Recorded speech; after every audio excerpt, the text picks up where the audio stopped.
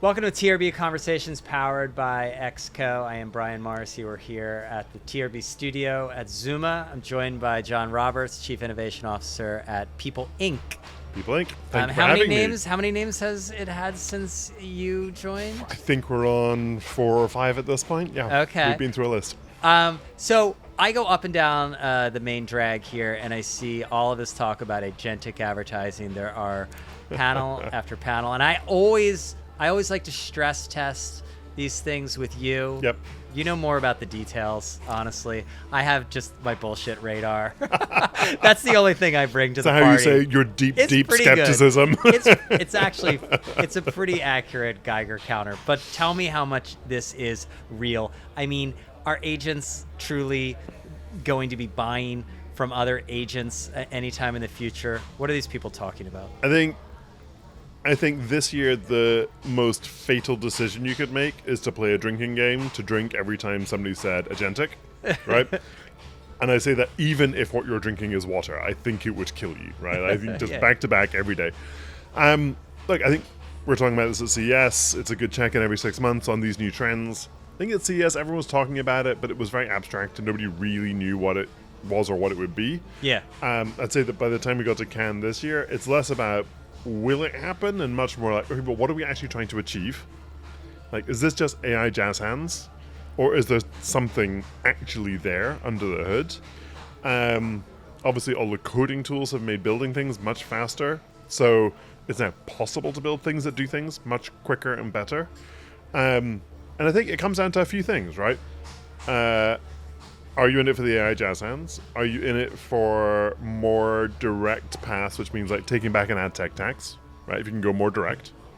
Are you in it for like actual like operational efficiency? It's much faster to set things up if you can have a system do the legwork. Or are we building something that's actually more performant? Are we making something better with this, right? And I think as we talk to people, each person you talk to is now going after one of those things. But it is all 4 of those. But inside even like a large organization, an agency, a holdco, our clients, it's some subset of those. Each of those goals requires different things to get built. Now, what I would say is in the progress towards that, it seems to be fairly clear we're in an agent that can just read stuff, like a discovery agent, a planning agent, a like packaging agent. Those are pretty low risk and they're definitely possible. Right, and that helps the planning process, makes it faster, no trouble. Humans still then set up deals, set up line items, do all of that. Then you get into like, oh, now the agent's doing the thing, you give it write access. That's definitely doable, but a lot of those APIs were built for humans to use, not agents, and so there's some risk, right? But just like a ad ops person in their first year or a young media buyer, they're going to mistraffic something, they're going to put the wrong CPN in it, or like they're going to put the budget at the wrong number, and we're all going to have to go catch it, right? Like that will happen. And then I think the last piece that people are like, probably not going to happen soon, I think the highest risk is negotiation, right? And the reason being, these models that they're based on, I mean, it's hilarious. They're hard-coded to be nice. Yeah. Right? We've all seen it, right? These are sycophantic models from Claude or OpenAI. They should be sellers, not buyers. Exactly, right? But the thing is, like, if you're negotiating with somebody and they are like hard coded to be nice to you, of course we're going to exploit the hell out of that. Like, the worst thing you want to do is put a nice AI negotiator and have a human on the other side. Like, they'll give that stuff to you for free. This could be great. So, you know, a lot of ad tech companies have exploited a lot of inefficiencies. If we put that into the market, there are going to be a lot of people who are going to find a way to break that if they're negotiating. So I think everyone that I've talked to agrees like, oh no, that's a ways away. Humans should negotiate, but AI systems can do the heavy lifting, and we'll crawl, walk around into it. Yeah, so in theory, more direct, could benefit publishers. But my working just assumption is that publishers get screwed. Tell me why I'm wrong. I'm putting my sign up like on my cardboard, my card table. Tell me why I'm wrong. Let's take both sides of this. You start off by saying like somebody does a $10 buy, and by the publisher it gets to it becomes a $5 buy because 50% has gone on the ad tech tax, and our open market rates are better than that, and so a $10 buy that would win becomes a $5 buy that won't. Right? Like, that's the world we live in. Yeah. The efficiency of programmatic means Eh, $10 loses Right. to a $6 buy. That's bad, right? That's a lot of money not going to work and breaking the system. So you're like, great, let's do it with agents. Let's not have that as big an ad tech tax, and therefore that $10 buy might be a $9.50 or a $9 buy, right? The publisher makes money, the agency can help with margin there. Like, we can all figure it out, and it's a more efficient system. So you're removing intermediaries, taking back margin, and putting more money to work. And then the Quizette is covered, like, littered with companies wanting to mediate that buy between the agency and the publisher. And there are a lot of the people who have been taking the margin on the programmatic side. Hence my skepticism. Yes. So I think it only works for publishers if we take seriously what this actually can do, which is the joy of agents is you don't need an intermediary. The joy of agents is I can build an agent and it can work with anyone, and a buyer agent can work with anyone, and you don't need anyone in between. Like, we built our seller agent in an afternoon. We built our discovery agent the following afternoon. Like, we had to tweak and harden them a bit, but like, it wasn't built by engineers. Yeah. So with moving into this, like if you think about like moving from like a portal era to a platform era to an agentic era, I always ask you about the future for your web pages, particularly your recipe web pages, as you know.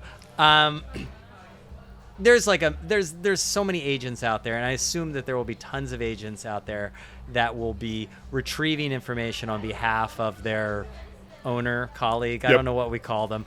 And the question is what the economic bargain is going to be, because I always feel like every general fights the last war. A lot of times publishers fight the last war. So, they're trying to, grab back, or get payments that most of them will not get for content that was used on training and whatnot. And then there's these agents that are going to be coming, and they're going to be taking content, learning from content, or whatever. How is that going to work out as more of internet traffic becomes these agents than humans? I love that you inhabit two different worlds. One is loving journalism, being utterly confident in its imminent demise, and then having people like us continuously prove you wrong, which you are happy about. Like, it's this wonderful kind of emotional journey you go on every time we talk. Look, I'd say on one level, agents read a lot more and consume a lot more information than humans do. If somebody wants to answer a question themselves, they'll read 1, 2, 3 articles. They send off agents to go answer a question, it'll read 10, 20, 30, 40. Like, agents don't get bored and go to the pub yet. Humans do. So we definitely see a massive explosion of need for content from these agentic systems, because they're consuming 10x or 100 times more content per question than the humans do. Yeah. So for that to work, there is a massive, unlimited, exponential growth in appetite for content. Now, we see that when people are trying to steal the content to source that answer, right? People are coming to our sites, and where they may say it's fair use, we disagree. When we block them from taking our content, they send up to like 15 to 20 more agents at us through different routes. Like, they come with an anonymous crawler that we block. They come with an anonymous crawler that pretends to be human and calls for ads that we block. They pretend to be Googlebot, but it's from the wrong IP range, so we block it. They come through people's household IP proxies and through their phones, like through borderline botnets running through people's home residential internet. Like, by the time that you're using the same techniques that the Chinese and the FSB used to do international spying, you are way over the line of ever being able to claim fair use on this. And so we're working to block all the way through to that point. But then turning around and saying, we truly believe that there is a need for more and better content in the future, and we are a business that wants to make more and better content in the future. Like, our incentives are aligned if they're willing to do it the right way. Right? But are you going to be making content for bots versus humans? Well, I think to go back to the beginning of your question, why is the bot coming for the content? It's because somebody needed the information, right? Right. Hopefully so a human. We're all still answering questions in the medium to, definitely into the medium term, for humans, right? There'll be some abstract stuff, but like we might not need to do that. But what is that business? Is that an advertising business? Is that a talking with people about it, like a micropayments business? Maybe at some point that takes Look, place. if we end up Because the licensing deals that people like you are, that's not going to be that's impossible to scale that as a model, as an economic model. So good for you guys. We have our partnership with OpenAI that we got a couple of years ago, and there's a great partnership. We have our Meta AI partnership, same thing. Like all they can use is great, right? With Microsoft, it's a per use market, right? Because that's a market that helps their customers. When they need information, right? Every time they need information, that flows all the way through to us. And again, in a per use market, like micropayments market, if there's 100 times more demand on a per use market, that could be a great market. We have to figure it out. There's a bunch of these kind of Napsters of content, right? These scrapers who are scraping our content and reselling it. They're now running at multi-billion-dollar valuations. Even in this market, VCs aren't funding at that kind of scale unless you found product market fit. So that demand is going up 10x year over year, right? So there is a market emerging, and customers running agents are paying. I like exponential uncapped growth markets. That's a fun world to be in. It won't work for everyone for every type of content. It's definitely going to work for some people for some types of content. We have to now figure out which. A year ago, when we were talking about this, like, will anybody ever pay? And now we have multiple multi-billion-dollar unicorns stealing our stuff for free and selling it for money. So, yeah, there's a demand side. There could equally be a bring-your-own subscription model through some of these answer engines where, because you are subscribed to a product like My Recipes or you're involved with the People app, that you bring your history, your context, your experience, the things you've saved with you, and it makes those experiences better. We have always got a lot of success by meeting our customers where they are and where they want to meet us, rather than like forcing them back to our websites. We're a huge piece of Apple News. We're massive footprints on Instagram. We built businesses on TikTok. The website's lovely. Like, we love it when people come to our website. But we know we need to be wherever people are, and then work with those platforms to make how we show up the best possible example of it. That's a partnership. Yeah. So final question is, you're a Cannes veteran, I guess. I have more, but like I think you're nearing double digits. That's when you really tip over.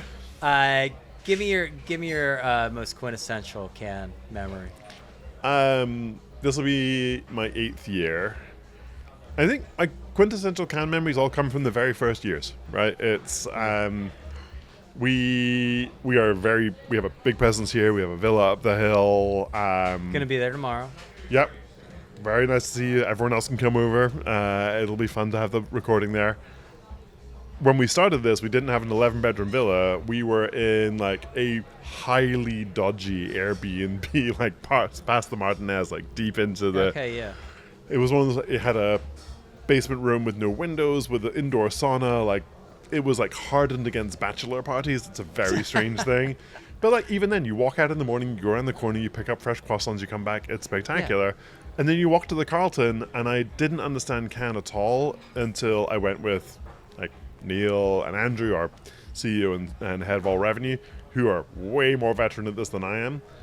I have never understood Cannes until I saw them trying to walk from one end of the Carlton to the other, and it took 45 minutes. Yeah. It's like 50 yards. Right. Like, it's wild just how much density of like conversation and relationship there is in this place. Yeah, agreed. Thank you, John. Great to see you.